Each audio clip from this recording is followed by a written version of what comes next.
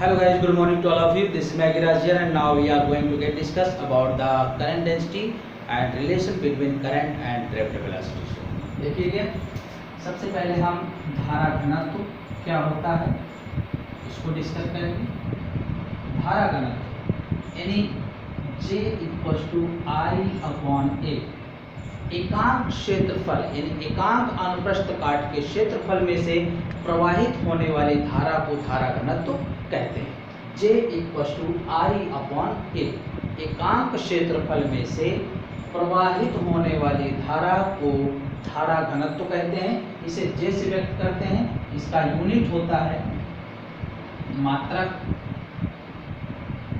Ampere प्रति metre square और इसकी विमा हो जाएगी एम्पियर की A और मीटर स्क्वायर की L स्क्वायर AL माइनस 2 और यह सदिश राशि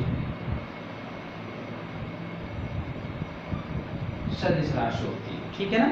तो अब हम डिस्कस करते हैं धारा तथा अनुगमन वेग में संबंध। धारा तथा अनुगमन वेग में संबंध। तो माना ये कोई चालक है जिसकी त्रिज्या r और लंबाई इसकी l, अर्थात ये कह सकते हैं कि इसका अनुप्रस्थ परिच्छेद का क्षेत्रफल A। इसमें मुक्त इलेक्ट्रॉन अनुगमन वेग vd से गतिशील रहते हैं और मान लिया कि ये n मुक्त इलेक्ट्रॉन है। ठीक है। तो माना कोई चालक जिसकी लंबाई l और त्रिज्या r या अनुप्रस्थ परिच्छेद का क्षेत्रफल कैपिटल A है, इसमें मुक्त इलेक्ट्रॉनों की संख्या n है जो कि औसत वेग या अनुगमन वेग vd से चालक के अंदर गतिशील है। तो I equals to Q upon T, जहां पूरे चालक के पूरे आयतन में आवेश जो होगा Ne होता है आवेश, लेकिन पूरे आयतन पर आवेश Al से मल्टीप्लाई कर देंगे। A इंटू L जो है वो है आयतन। तो हम ये कह सकते हैं कि संपूर्ण आयतन पर आवेश, और ये जो इलेक्ट्रॉन गतिशील हैं तो समय बराबर दूरी बटे 4 इससे निकाल देंगे दोनों मान समीकरण 1 में रखने पर। तो ये हो जाएगा I equals to NeAL upon L upon Vd, ये ऊपर आ जाएगा NeAL Vd अपॉन L, तो L से L cancel, I equals to NaeV,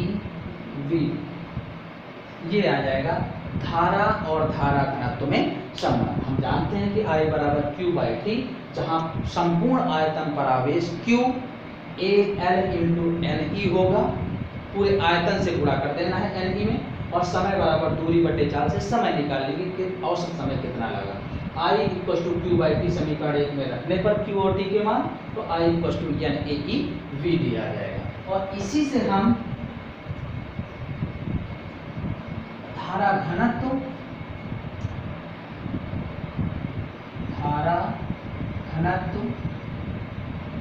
इसमें संबंध निकाल सकते हैं। तो ये हो जाएगा I इक्वल्स टू NaeVd, ये हमने सॉल्व किया। I अपॉन A एक तरफ कर दीजिए NeVd, और I अपॉन A की जगह हम लिख सकते हैं J इक्वल्स टू NeVd। तो ये संबंध हो जाएगा धारा घनत्व तथा अनुगमन वेग। क्लियर। तो ये रिलेशन हो जाएगा।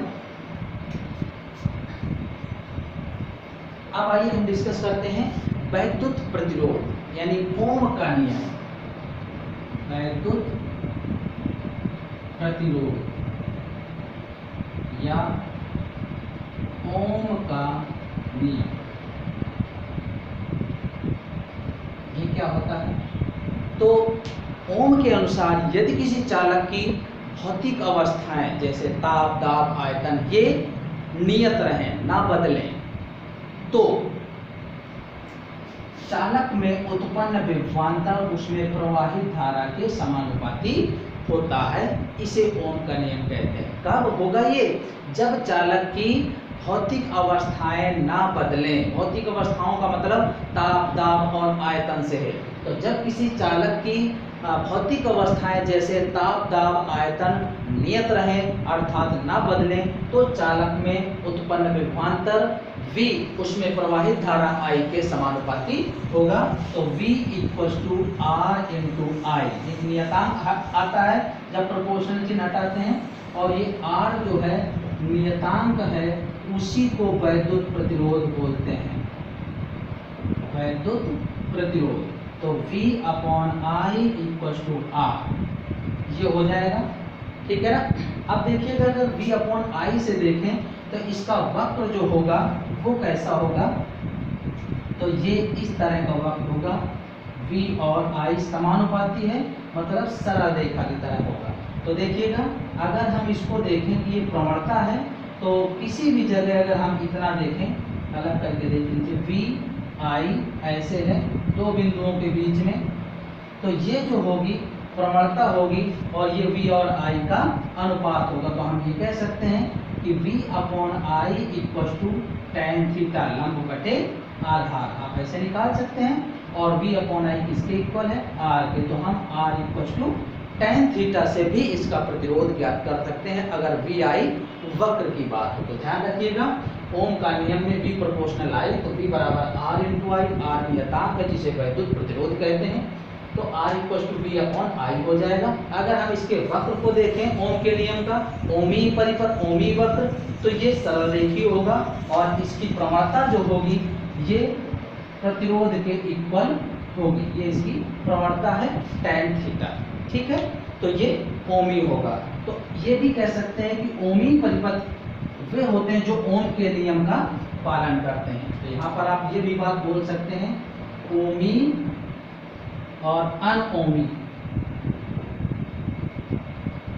तो जो परिपथ ओम के नियम का पालन करते हैं उन्हें ओमी परिपथ बोलते हैं, और इनमें V और I का वक्र ऐसा होता है। और वे परिपथ जो ओम के नियम का पालन नहीं करते अनओमी होते हैं, और इनमें V I और वक्र, V I और I के बीच में वक्र जो होता है जिगजैग, टेढ़ा मेढ़ा वक्र के रूप में होता है। तो ये ओम के नियम का पालन नहीं करते हैं। और ऐसा हम इलेक्ट्रॉनिक सर्किट यानी सॉलिड इलेक्ट्रॉनिक्स में जो है उसमें हम वैद्युत परिपथ जो होंगे वो अनओमी भी होते हैं। तो इस तरह के परिपथों का पालन करते हैं। अब आइए हम देखते हैं इसका R इक्वल्स टू जो है V अपॉन आई, इसका मात्रक हो जाएगा वोल्ट प्रति एम्पियर, या इसी को बोलते हैं ओम, और इस संकेत से व्यक्त किया जाता है, ठीक है।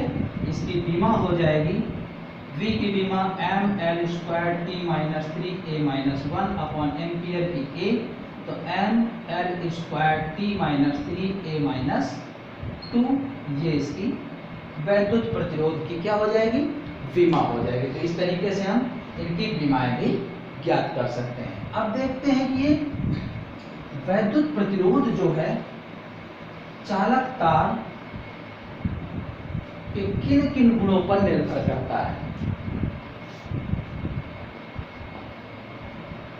प्रतिरोध की R की निर्भरता, ये चिंता है। तो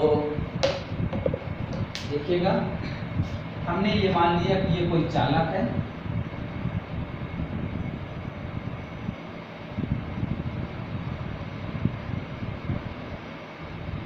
इसकी लंबाई L है और क्षेत्रफल A। तो इसमें मान लेते हैं कि जो प्रवाहित होने वाली धारा है वो I है और इसके बीच में विभवांतर V है, वोल्टता V है। तो इसका प्रतिरोध हो जाएगा V अपॉन I।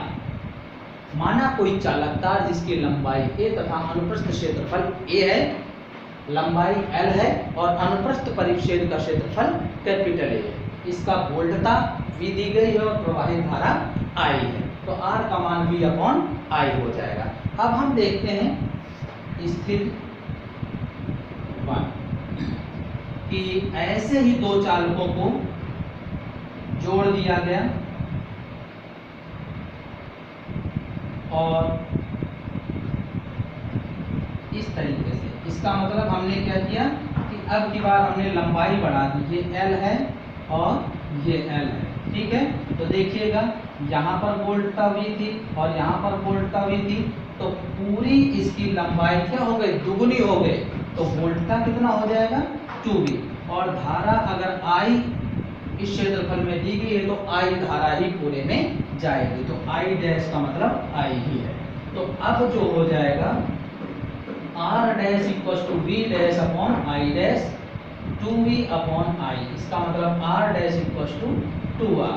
देखिएगा लंबाई क्या हो गई दुगुनी, तो प्रतिरोध क्या हो गया दुगुना, इसका मतलब प्रतिरोध और लंबाई में क्या रिलेशन बना, समानुपात का। ये दुगुनी हो गई तो ये भी दुगुना, अगर ये 3 गुनी हो जाती तो ये 3 गुना हो जाता, क्योंकि V 3 हो जाते। इसका मतलब अर्थात R प्रोपोर्शनल M पहला से। अब हमने क्या कर रहे हैं, स्थिति सेकंड ले रहे हैं और इस स्थिति में हम ये कर रहे हैं कि ये चालक था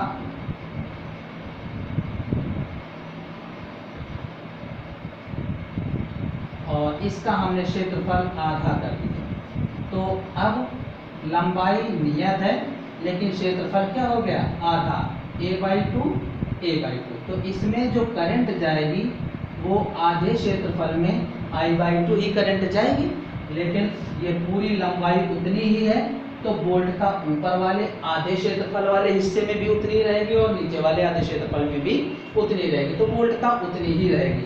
या ये कह सकते हैं कि V डबल डैश का मान ये है और I डबल डैश का मान इतना हो। अब हमने क्या किया, क्षेत्रफल आधा कर दिया, तो देखते हैं R डबल डैश हो जाएगा V double dash upon I double dash, तो V अपॉन I/2, तो ये हो जाएगा R डबल डैश 2R। देखिएगा क्षेत्रफल आधा किया, प्रतिरोध दुगुना हो गया। अब क्या संबंध हो रहा है, R इनवर्सली प्रोपोर्शनल A, ये संबंध। देखिएगा पहली ये कोई चालक तार L लंबाई और A क्षेत्रफल का था, विभव V था और धारा I दी गई थी हमने, तो प्रतिरोध R equal to V upon I होगा। अब हमने चालक दुगुना कर दिया, यानी लंबाई में वृद्धि किया, क्षेत्रफल नियत है, तो वोल्टता दुगुनी हो गई, धारा वही आएगी क्योंकि ऐसे ही श्रेणीबद्ध जुड़े हैं, श्रेणीबद्ध हैं, तो R dash V dash upon I dash से प्रतिरोध दुगुना, इसका मतलब लंबाई दुगुना तो प्रतिरोध दुगुना, अर्थात दोनों लंबाई के समानुपाती है प्रतिरोध और लंबाई पहला। अब हमने उसी को काट कर आधा कर दिया, यानी A/2 और A/2, आधा क्षेत्रफल किया तो पूरे में विभव तो उतना ही रहेगा, चालक की लंबाई उतनी ही है, लेकिन धारा बट जाएगी, आधे क्षेत्रफल में आधी धारा ही जाएगी, पहले I थी तो अब I/2। अब हमने फिर निकाला रिलेशन, तो प्रतिरोध फिर दुगुना हो रहा है, क्षेत्रफल आधा करने से प्रतिरोध दुगुना हो रहा है, अर्थात अब क्षेत्रफल और प्रतिरोध में व्युत्क्रमानुपाती का संबंध बनेगा। तो अब हम इन्हीं दोनों समीकरणों से हल करके निकालेंगे। ये पता चल गया कि लंबाई और क्षेत्रफल में किस प्रकार से निर्भर करता है। तो समीकरण 1/2 से R proportional L upon A, तो R equal to rho into L upon A। Rho क्या है, प्रतिरोधकता, इसी को विशिष्ट प्रतिरोध भी बोलते हैं, विशिष्ट प्रतिरोध। तो ये संबंध आया R का, ठीक है ना। अब ये विशिष्ट प्रतिरोध क्या होता है, तो देखिएगा rho equal to R into A upon L हो जाएगा इससे, और इसके हिसाब से इसका देखिएगा मात्रक बनेगा ओम मीटर स्क्वायर अपॉन मीटर, ओम मीटर स्क्वायर अपॉन मीटर, तो ये आ जाएगा ओम मीटर, ठीक है ना। और इसकी विमा हो जाएगी रो की M L square T minus 3 A minus 2, ये है आर ओम की और मीटर है एल, तो M L cube T minus 3 A minus 2, ये प्रतिरोधकता है। और प्रतिरोधकता पदार्थ की प्रकृति पर निर्भर करता है। ध्यान रखिएगा, किसी भी चालक तार की लंबाई दुगुना तिगुना कर दें, परिवर्तित कर दें, क्षेत्रफल बदल दें, तो प्रतिरोध बदलेगा लेकिन प्रतिरोधकता अपरिवर्तित रहेगी, क्योंकि ये तभी बदलेगी जब पदार्थ का तार या जो भी पदार्थ का आपने चालक तार लिया है वो बदलेगा। जैसे लोहे का तार है या कॉपर का तार है, तो तार की लंबाई वृद्धि करने से, क्षेत्रफल घटाने से पदार्थ तो नहीं बदलेगा, कॉपर का है तो कॉपर का रहेगा, लोहे का है तो लोहे का रहेगा। तो जब पदार्थ की प्रकृति नहीं बदली तो प्रतिरोधकता भी नहीं बदलेगी। ध्यान रखिएगा, ऐसा क्वेश्चन पूछा जाता है कि किसी चालक तार की लंबाई दुगनी कर दें या क्षेत्रफल आधा कर दें तो उसकी प्रतिरोध और प्रतिरोधकता पर क्या प्रभाव पड़ेगा। तो प्रतिरोध बदलेगा R = ρ × L/A से, किंतु प्रतिरोधकता पदार्थ की प्रकृति पर निर्भर करती है। इसलिए जब तक पदार्थ नहीं बदलेगा तब तक प्रतिरोधकता पर कोई प्रभाव नहीं पड़ेगा, चाहे लंबाई बदल दें चाहे क्षेत्रफल बदल दें। तो ये होती है प्रतिरोधकता।